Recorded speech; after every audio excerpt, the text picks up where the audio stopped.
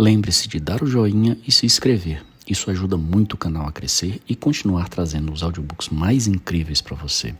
Seja muito bem-vindo e vamos nos deleitar com os sons da leitura. 1.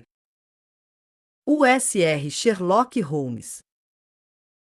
O U.S.R. Sherlock Holmes, que costumava se levantar muito tarde, a não ser. Nas raras ocasiões em que passava a noite toda acordado, estava sentado à mesa do café. De pé diante da lareira, eu apanhei a bengala que o nosso visitante esquecera na noite anterior. Era um belo pedaço de madeira grossa, de castão redondo, do tipo conhecido como Penalavier. 1212. Logo abaixo do castão havia um anel de prata com quase 2,5 centímetros de largura. A James Mortimer, M.R.C.S. 1313. Dos seus amigos do CCH, estava gravado nele, com a data 1884. Era exatamente o tipo de bengala que o antiquado médico de família costumava usar, majestosa, resistente e que inspirava confiança. Bem, Watson, o que acha dela? Holmes estava sentado de costas para mim, e eu não dera a ele nenhuma indicação do que fazia no momento. Como você soube o que eu estava fazendo? Acho que você tem olhos atrás da cabeça. Tenho, pelo menos, um bule de café bem polido folheado de prata diante de mim, ele disse. Mas, fale, Watson, o que você deduz da bengala do nosso visitante? Já que, infelizmente, não o encontramos aqui, e como não temos nenhuma ideia do que desejava, este souvenir acidental passa a ser importante.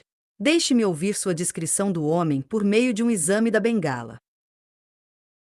Acho que o Dr. Mortimer é um médico idoso, bem-sucedido e muito estimado, já que aqueles que o conhecem deram-lhe este testemunho de sua estima, disse eu, seguindo até onde podia os métodos do meu amigo. Ótimo! Disse Holmes. Excelente. Acho também que é grande a probabilidade de ele ser um médico rural que faz grande parte das suas visitas a pé. Por que acha isso? Porque esta bengala, embora originalmente muito bonita, tem sido tão maltratada que dificilmente posso imaginar um médico da cidade usando-a. A grossa ponteira de ferro está gasta, portanto, é evidente que ele tem caminhado muito com ela. Perfeitamente logical, disse Holmes.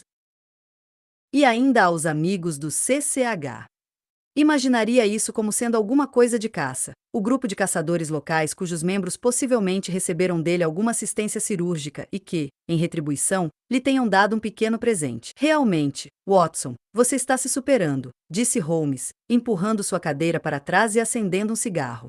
Sinto-me obrigado a dizer que, em todas as histórias que teve a bondade de escrever a respeito das minhas pequenas proezas, você costuma subestimar a sua própria capacidade. Talvez você mesmo não seja luminoso, mas você é um condutor da luz. Algumas pessoas, mesmo não dotadas de genialidade, têm um poder notável de estimulá-la. Confesso, meu caro amigo, que lhe devo muito. Ele nunca havia falado tanto sobre isso antes, e devo admitir que suas palavras me deram um intenso prazer, porque muitas vezes eu ficara magoado com a sua indiferença pela minha admiração e pelas tentativas que fizera para dar publicidade aos seus métodos. Fiquei orgulhoso também ao pensar que havia dominado tanto seu sistema a ponto de aplicá-lo de forma a obter sua aprovação. Ele tomou a bengala de minhas mãos e examinou-a por alguns minutos.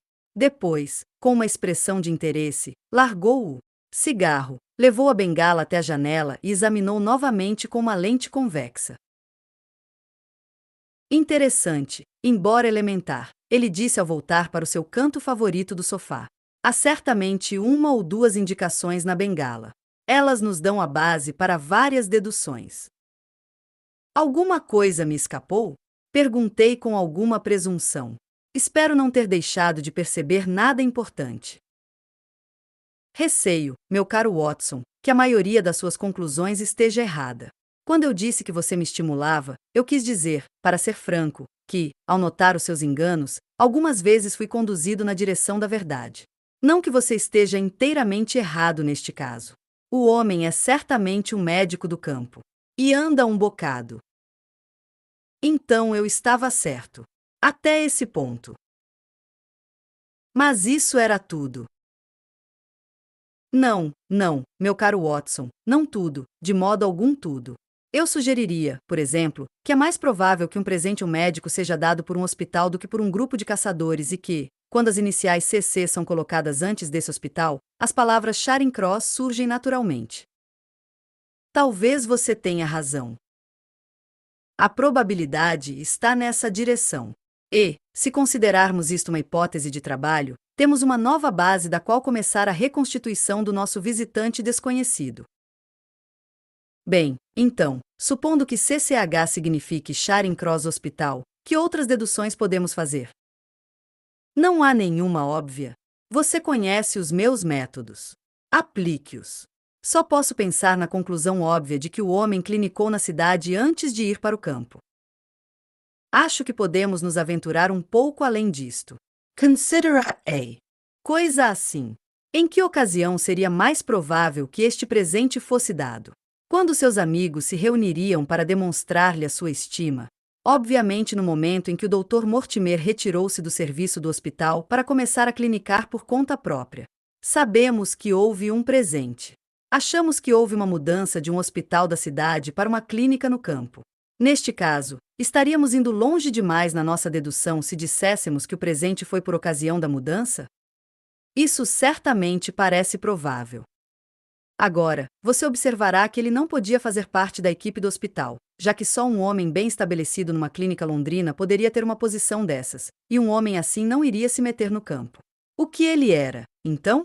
Se ele estava no hospital e apesar disso não fazia parte da equipe, só podia ser o cirurgião residente ou médico residente, pouco mais que um estudante do último ano. E ele saiu há 5 anos, a data está na bengala. Portanto, o seu médico de família, sério, de meia-idade, evaporou-se, meu caro Watson, e surge um sujeito jovem, com menos de 30 anos, amável, sem ambição, distraído, e dono de um cão de estimação, que eu descreveria, de modo aproximado, como sendo maior do que um terrier e menor do que um mastim. Ri com incredulidade quando Sherlock Holmes recostou-se no seu sofá e soltou anéis trêmulos de fumaça em direção ao teto. Quanto à última parte, não tenho nenhum meio de conferir, mas pelo menos não é difícil descobrir alguns detalhes sobre a idade e a carreira profissional do homem, eu disse. Da minha pequena prateleira de livros de medicina, tirei o catálogo dos médicos e procurei o nome. Havia vários Mortimers, mas só um podia ser o nosso visitante. Li em voz alta o seu registro. Mortimer, James, MRCS, 1882 rok, Grimpen Dartmoor, Devon. Cirurgião residente, de 1882 até 1884, do Hospital Charing Cross. Vencedor do Prêmio Jackson de Patologia Comparada, com o ensaio intitulado A Doença é uma Reversão. Membro correspondente da Sociedade Sueca de Patologia, autor de algumas anomalias do atavismo, Lancet, 1882, e progredimos. Journal of Psychology, Marco de 1883. Médico oficial das paróquias de Grimpen, Torsley e Highbarrow. Nenhuma menção àqueles caçadores locais, Watson, mas um médico rural, como você observou com muita perspicácia, disse Holmes com um sorriso maroto. Acho que estou razoavelmente justificado em minhas deduções. Quanto aos adjetivos, eu disse, se me lembro bem, amável, sem ambição e distraído. Segundo minha experiência, só um homem amável neste mundo recebe provas de estima. Só um homem sem ambição abandona uma carreira em Londres por uma no campo. E só um homem distraído deixa sua bengala e não seu cartão de visitas após esperar 1 hora na sala. E o cachorro? Tem o hábito de carregar esta bengala atrás do seu dono. Já que é uma bengala pesada, o cachorro abocanha com força pelo meio, e as marcas dos seus dentes são visíveis. A mandíbula do cachorro, como mostra o espaço entre estas marcas, é larga demais, na minha opinião, para um terrier e não suficientemente larga para um mastim. Poderia ser, sim, por Deus, é um spaniel de pelos encaracolados. Ele havia se levantado e atravessado a sala enquanto falava. Agora parou na reentrância da janela. Havia tamanha convicção em sua voz que ergui os olhos, surpreso. Meu caro amigo, como você pode ter tanta certeza disso? Pelo simples motivo de que estou vendo o próprio cachorro no degrau da nossa porta, e aí está o toque de campainha do seu dono. Não saia, Watson, peço-lhe. Ele é seu irmão de profissão, e a sua presença pode ser útil para mim.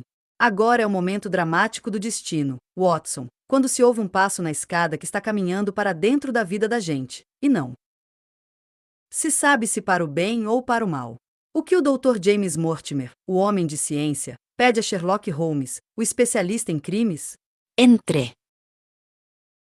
A aparência do nosso visitante foi uma surpresa para mim, já que estava esperando um clínico rural típico.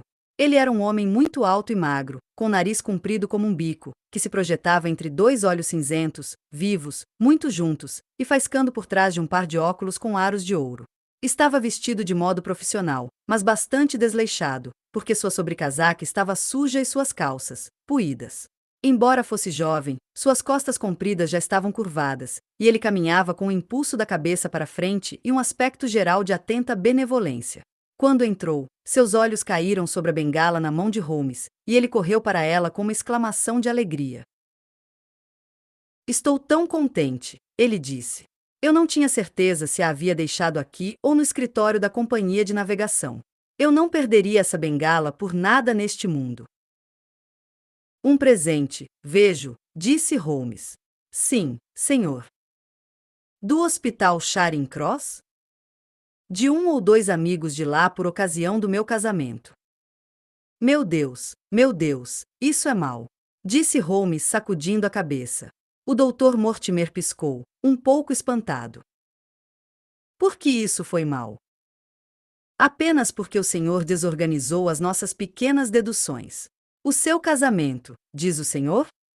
Sim. Eu me casei, de modo que deixei o hospital e com ele todas as esperanças de uma clínica de consultas. Foi necessário para montar um lar. Vamos, afinal de contas não estamos tão errados, disse Holmes. E agora, Dr. James Mortimer? Senhor, cavalheiro, senhor, um humilde MRCS, e um homem de mente precisa, evidentemente. Um diletante da ciência, Sr. Holmes, um apanhador de conchas nas praias do grande oceano desconhecido. Presumo que seja ao Sr. Sherlock Holmes que eu esteja me dirigindo e não. Não, este é o meu amigo Dr. Watson. Prazer em conhecê-lo, senhor. Ouvi mencionarem o seu nome ligado ao do seu amigo. O senhor me interessa muito, Sr. Holmes. Dificilmente eu teria esperado um crânio tão dolicocefálico ou um desenvolvimento supraorbital tão bem marcado. O senhor permitiria que eu passasse o dedo pela sua fissura parietal? Um molde do seu crânio, senhor, até que o original fique disponível, seria um ornamento para qualquer museu antropológico. Não é minha intenção ser grosseiro, mas confesso que cobiço seu crânio. Sherlock Holmes indicou uma cadeira ao nosso visitante. Percebo que o senhor é um entusiasta da sua linha de pensamento, como sou da minha, disse ele. Observo pelo seu indicador que o senhor faz os seus próprios cigarros. Não hesite em acender um. O homem tirou do bolso papel e fumo, e enrolou no outro com uma habilidade surpreendente. Ele tinha dedos longos e trêmulos tão ágeis e inquietos quanto as antenas de um inseto. Holmes estava em silêncio, mas os seus rápidos olhares penetrantes revelaram-me o interesse que ele tinha pelo nosso curioso companheiro. Presumo, senhor, que não foi simplesmente com o objetivo de examinar o meu crânio que o senhor me deu a honra de passar por aqui ontem à noite e novamente hoje. Disse ele por fim. Não, senhor, embora esteja feliz por ter tido a oportunidade de fazer isso também. Vim procurá-lo, Sr. Holmes, porque reconheci que eu mesmo sou um homem pouco prático e porque me defrontei de repente com um problema muito grave e extraordinário. Reconhecendo, como reconheço, que o senhor é o segundo maior especialista da Europa. Realmente, senhor. Posso saber quem tem a honra de ser o primeiro? Perguntou Holmes com alguma aspereza. Para o homem de mente estritamente científica, a obra de Monsieur Bertillon deve ter sempre um forte apelo. Então não é melhor o senhor consultá-lo? Eu disse, senhor, para mente estritamente científica. Mas, como um homem de negócios práticos, o senhor é reconhecido como único. Espero, senhor, não ter inadvertidamente. Só um pouco, disse Holmes. Acho, Dr. Mortimer, que o senhor agiria de modo sensato se, sem mais delongas, tivesse a bondade de me contar objetivamente qual a natureza exata do problema para o qual pede a minha ajuda. 12. 13. Tipo de palmeira da Malásia, N/T. Sigla em inglês para membros do Real Colégio de Cirurgiões. 2. A Maldição dos Baskerville. Tenho no meu bolso um manuscrito, disse o Dr. James Mortimer. Percebi quando o senhor entrou na sala, disse Holmes. É um manuscrito antigo. Do início do século XVIII, a menos que seja uma falsificação. Como pode dizer isso, senhor? O senhor deixou à mostra uns 5 centímetros dele, que eu pude observar durante todo o tempo em que esteve falando. Seria um mau especialista aquele que não conseguisse saber a data de um documento com a precisão aproximada de uma década. Talvez o senhor tenha lido a minha pequena monografia sobre o assunto. Acho que esse é de 1730. A data exata é 1742. O Dr. Mortimer tirou-o do bolso de cima. Este documento de família foi entregue aos meus cuidados por Sir Charles Baskerville, cuja morte súbita e trágica há cerca de 3 meses causou muita agitação em Devonshire. Posso dizer que era seu amigo, bem como seu médico assistente. Ele era um homem enérgico, astuto, prático e tão sem imaginação quanto eu. Mas levava este documento muito a sério, e sua mente estava preparada exatamente para esse tipo de fim que acabou tendo. Holmes estendeu a mão para o manuscrito e o abriu sobre os joelhos. Você pode observar, Watson, o uso alternado do S longo e curto. Essa é uma das várias indicações que me permitiram determinar a data. Olhei por cima do seu ombro para o papel amarelo e a escrita desbotada. Em cima estava escrito Mansão Baskerville, e embaixo, em números grandes rabiscados, 1742. Parece que é uma espécie de relato. Sim, o relato de uma lenda que corre na família Baskerville. Mas acho que o senhor quer me consultar a respeito de alguma coisa mais recente e prática. Muito recente. É um assunto muito prático e muito urgente, que precisa ser decidido em 24 horas. Mas o manuscrito é curto e está intimamente ligado ao caso. Com sua permissão, vou lê-lo para o senhor. Holmes recostou-se na cadeira, juntou as pontas dos dedos e fechou os olhos com ar de resignação. O Dr. Mortimer aproximou o manuscrito da luz e leu, numa voz alta e desafinada, esta narrativa antiga e curiosa. Sobre a origem do cão dos Baskerville houve muitos relatos, mas como eu descendo em linha direta de Hugo Baskerville, e como ouvi a história de meu pai, que também a ouviu dele, eu a registrei acreditando que ela ocorreu do modo como está relatada aqui. E gostaria que vocês acreditassem, meus filhos, que a mesma justiça que pune o pecado também pode perdoá-lo com benevolência, e que nenhuma condenação é tão pesada que não possa ser anulada pela prece e pelo arrependimento. Então aprendam com esta história a não temer os frutos do passado, de modo que as paixões condenáveis, que fizeram nossa família sofrer de maneira tão atroz, não sejam novamente motivo de nossa desgraça. Saibam então que na época da Grande Rebelião, cuja história escrita pelo Lord Clavendon merece a atenção de vocês, e eu recomendo sinceramente, esse solar de Baskerville foi dado ao Hugo com este sobrenome, e não se pode negar que ele era um homem violento, profano e ímpio. Isso, na verdade, seus vizinhos podem ter perdoado, já que santos nunca floresceram nessas regiões, mas havia nele uma tendência cruel e insolente que tornou seu nome conhecido em todo o Oeste. Acontece que esse Hugo se apaixonou, se, de fato, uma paixão tão sinistra pode ser chamada por um nome tão luminoso, pela filha de um pequeno proprietário rural que tinha terras perto da propriedade de Baskerville. Mas a jovem, que era discreta e de boa reputação, sempre o evitava, porque temia a má fama do seu nome. Num dia de São Miguel, 29 de setembro, esse Hugo, com 5 ou 6 de seus amigos desocupados e perversos, invadiu a fazenda e levou a jovem, sabendo que o pai e os irmãos dela não estavam em casa.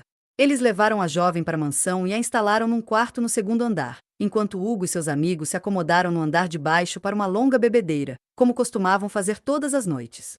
Mas a pobre moça, no andar de cima, estava a ponto de enlouquecer com a cantoria, os gritos e as terríveis blasfêmias que vinham do térreo, porque diziam que as palavras usadas por Hugo Baskerville quando estava bêbado eram do tipo que podia atrair a maldição para o homem que as proferia.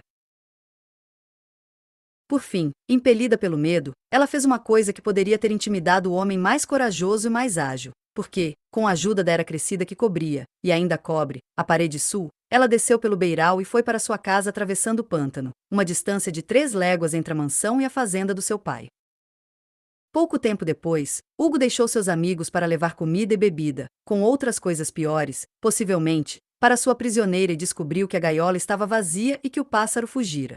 Então, parece que ele ficou como alguém possuído pelo demônio, porque desceu correndo as escadas, entrou na sala de jantar, pulou por cima da grande mesa fazendo voar canecas e trinchantes e gritou diante de todo o grupo que naquela mesma noite iria entregar seu corpo e sua alma às forças do mal se conseguisse agarrar a rapariga. E, enquanto os estroinas ficavam horrorizados diante da fúria do homem, o mais perverso, ou talvez mais bêbado que o resto, gritou que eles deveriam pôr os cachorros atrás dela. Ao ouvir isso, Hugo saiu correndo da casa, gritando para os moços da estrebaria que selassem sua égua e soltassem os cães. Dando a eles um lenço de cabeça da moça, Hugo os atiçou, e partiram pelo pântano sob o luar.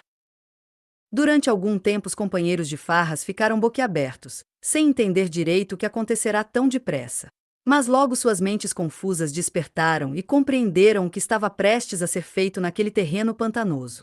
Houve um rebuliço generalizado, alguns apanhando suas pistolas, outros procurando os cavalos, e alguns, mais garrafas de vinho. Mas, finalmente, recuperando um pouco da razão, todos eles, 13 no total, montaram os cavalos e começaram a perseguição. A lua brilhava no céu, e eles galoparam lado a lado pelo caminho que a moça devia ter seguido se estivesse indo para sua própria casa. Depois de percorrerem 1 ou 2 milhas, eles viram um pastor, e aos gritos, perguntaram se ele tinha visto a perseguição. E o homem, segundo a história, ficou tão aterrorizado que mal conseguia falar, mas acabou dizendo que vira a pobre moça, com os cães na pista dela. Mas eu vi mais do que isso, ele disse, porque Hugo Baskerville passou por mim em sua égua negra, e atrás dele vinha correndo um cão do inferno, tão assustador que Deus não permita jamais que uma fera dessas me persiga. Os fidalgos rurais bêbados amaldiçoaram o pastor e seguiram em frente.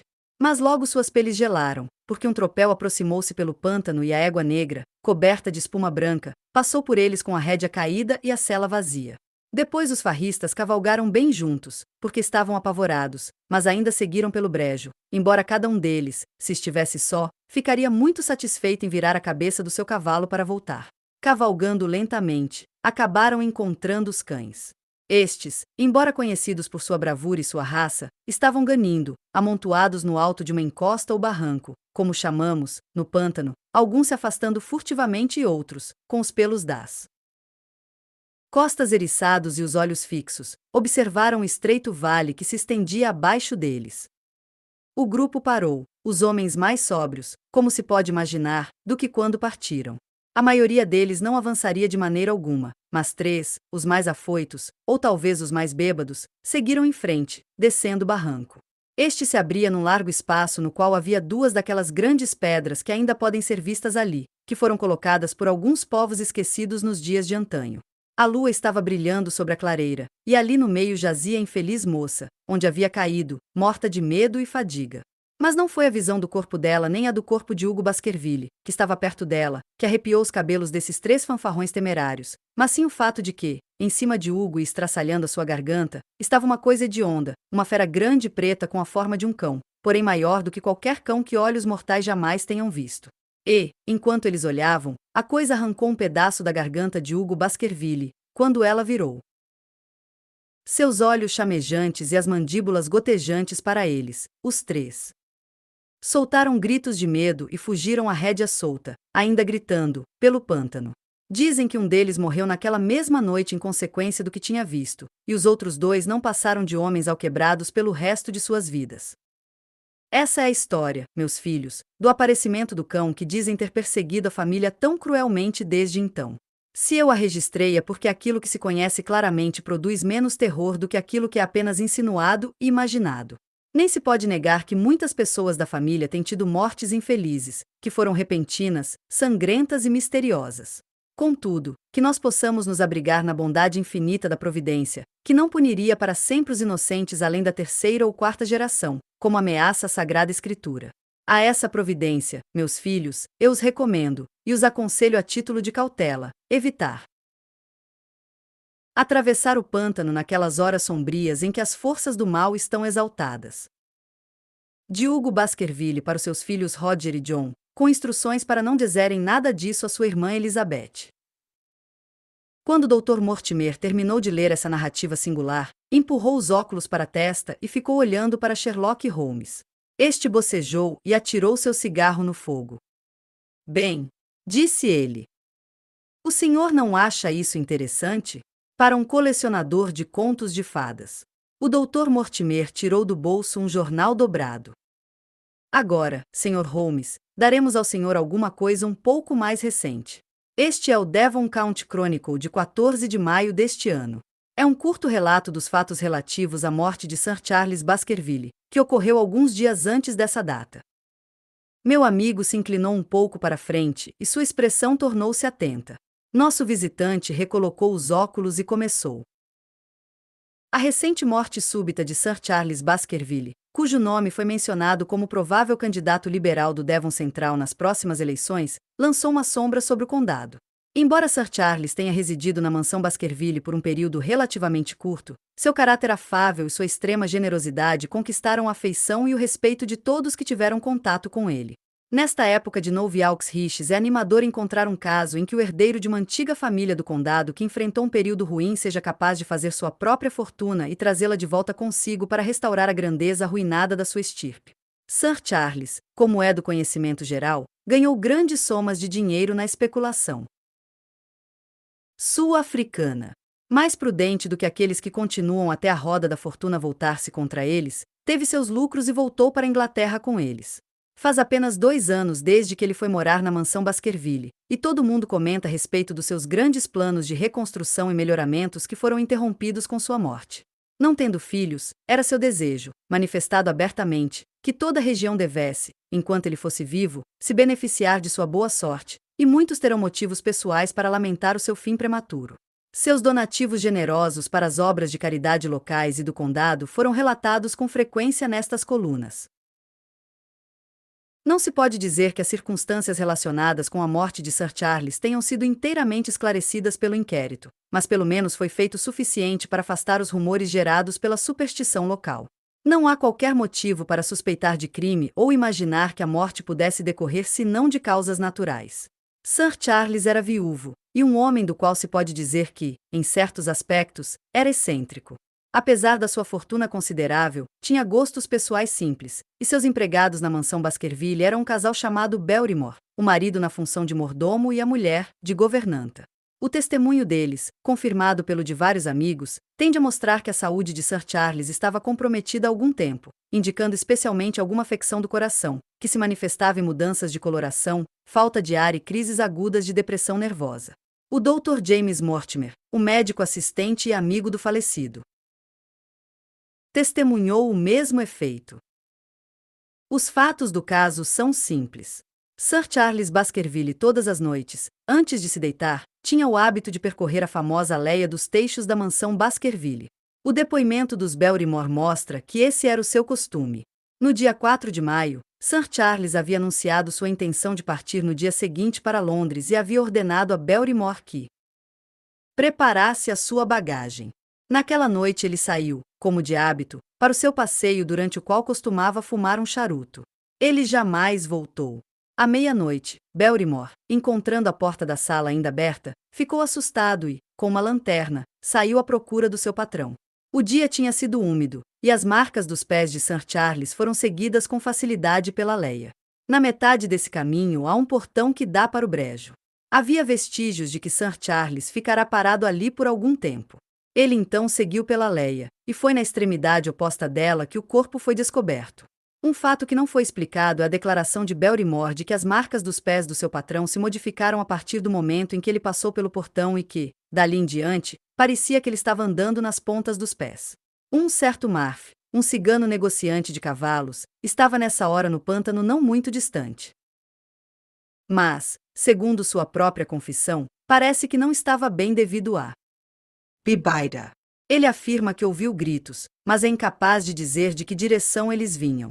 Nenhum sinal de violência foi encontrado no corpo de Sir Charles, e embora o depoimento do médico mencionasse uma deformação facial quase inacreditável, tão grande que o Dr. Mortimer a princípio recusou-se a acreditar que era o seu amigo e paciente que jazia diante dele, foi explicado que esse é um sintoma não raro nos casos de dispneia e morte por exaustão cardíaca. Essa explicação foi confirmada pelo exame post-mortem, que revelou uma doença orgânica já antiga, e o júri de instrução apresentou um veredicto de acordo com a prova médica. É bom que assim seja, porque obviamente é da maior importância que o herdeiro de Sir Charles se instale na mansão e continue as boas obras que foram tão lamentavelmente interrompidas. se a descoberta prosaica do magistrado não tivesse posto um fim às histórias românticas que eram cochichadas a respeito do caso, teria sido difícil encontrar um inquilino para a mansão. Baskerville. Sabe-se que o parente mais próximo é Sir Henry Baskerville, se ainda estiver vivo, filho do irmão mais moço de Sir Charles Baskerville. O jovem, quando se ouviu falar dele pela última vez, estava na América, e estão sendo iniciadas investigações com o objetivo de informá-lo da sua boa sorte. O Dr. Mortimer dobrou novamente o seu jornal e o enfiou no bolso. Esses são os fatos públicos, Sr. Holmes, em relação à morte de Sir Charles Baskerville. Devo agradecer-lhe por chamar minha atenção para um caso que certamente apresenta algumas características interessantes, disse Sherlock Holmes. Vi alguns comentários no jornal na época, mas estava extremamente preocupado com aquele pequeno caso dos camafeus do Vaticano e, na minha ansiedade de servir ao Papa, deixei de acompanhar casos ingleses interessantes. Este artigo, diz o senhor, contém todos os fatos públicos. Contem. Então vamos ver os particulares. Ele recostou-se, juntou as pontas dos dedos e assumiu sua expressão mais impassível e judiciosa. Ao fazer isso, estou contando que não confiei a ninguém, disse o Dr. Mortimer, que havia começado a mostrar sinais de uma emoção forte. Meu motivo para não revelá-los no inquérito do magistrado é que um homem de ciência evita ficar publicamente na posição que parece endossar uma superstição popular. Eu tinha ainda um outro motivo, de que a mansão Baskerville, como diz o jornal, certamente permaneceria desocupada se fosse feita qualquer coisa para aumentar a sua reputação já bastante sinistra. Achei que esses dois motivos justificavam minha decisão de contar bem menos do que eu sabia, já que nenhuma vantagem prática podia resultar disso, mas com o senhor não tenho nenhum motivo para não ser franco.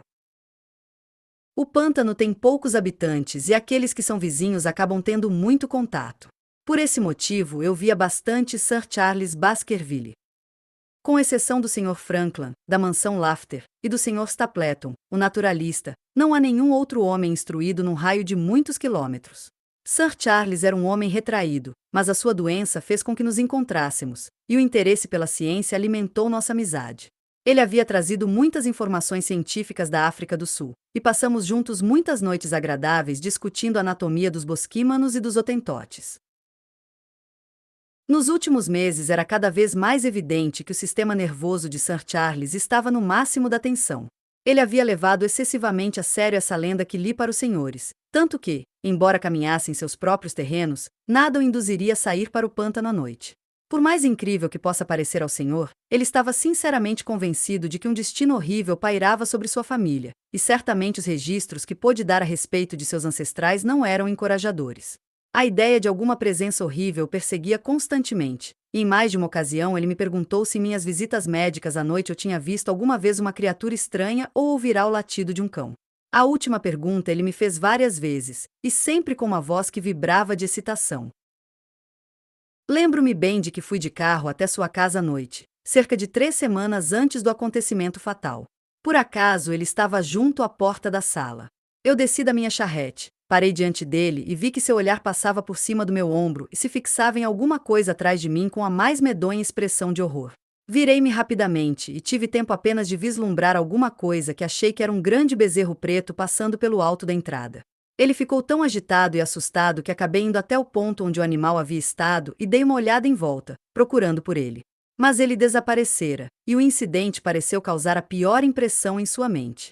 Fiquei com ele a noite toda, e foi nessa ocasião, para explicar a emoção que havia demonstrado, que ele me confidenciou essa narrativa que li para o senhor quando cheguei. Menciono esse pequeno episódio porque ele assume certa importância diante da tragédia que se seguiu, mas eu estava convencido na ocasião de que o assunto era completamente banal e que a agitação dele não tinha nenhuma justificação. Era conselho meu que Sir Charles estava prestes a ir para Londres. Eu sabia que seu coração estava abalado, afetado, e a ansiedade constante na qual ele vivia, embora a causa dela pudesse ser quimérica, estava, evidentemente, tendo um efeito grave sobre a sua saúde. Achei que alguns meses em meio às distrações da cidade fariam com que ele voltasse um novo homem. O Sr. Stapleton, um amigo comum que estava muito preocupado com seu estado de saúde, tinha a mesma opinião. No último instante ocorreu esta terrível catástrofe. Na noite da morte de Sir Charles, Barrymore, o mordomo, que fez a descoberta, mandou Perkins, o criado, a cavalo, me chamar, e, como eu estava acordado até tarde, pude chegar à mansão Baskerville 1 hora após o acontecimento. Conferi e confirmei todos os fatos que foram mencionados no inquérito. Segui as pegadas pela Leia dos Teixos, vi o ponto junto ao portão do pântano onde ele pareceu ter esperado, observei a mudança de forma das pegadas depois desse ponto. Notei que não havia nenhuma outra pegada além das de Barrymore no saibro macio e finalmente examinei com cuidado o corpo, que não havia sido tocado até a minha chegada. Sir Charles jazia de bruços, com os braços abertos, os dedos enterrados no chão, e com suas feições convulsionadas por alguma emoção forte, a tal ponto que eu quase não poderia jurar pela sua identidade. Não havia nenhum ferimento físico de qualquer espécie. Mas Barrymore fez uma declaração falsa no inquérito. Ele disse que não havia marcas no chão em volta do corpo. Ele não observou nenhuma. Mas eu observei, a alguma distância, mas recentes e nítidas. Pegadas. Pegadas. De homem ou de mulher? O Dr. Mortimer olhou de modo estranho para nós por um instante, e sua voz se transformou quase num sussurro quando respondeu. Sr. Holmes, eram pegadas de um cão gigantesco.